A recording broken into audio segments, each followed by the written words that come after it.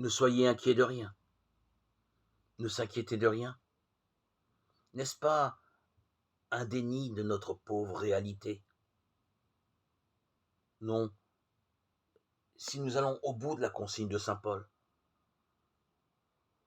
malgré l'actualité désastreuse à laquelle nous sommes des observateurs impuissants, Paul remplace l'inquiétude en centrant prière, supplication et action de grâce sur la paix venue d'ailleurs, la paix venue de Dieu. Cette paix dépasse ce que nous concevons, elle garde les cœurs et les pensées dans le Christ Jésus.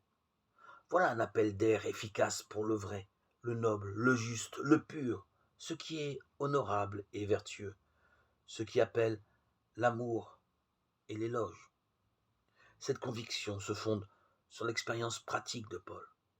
Il parle de ce qui a été vu, entendu et mis en pratique en esquissant un portrait global de la personne humaine.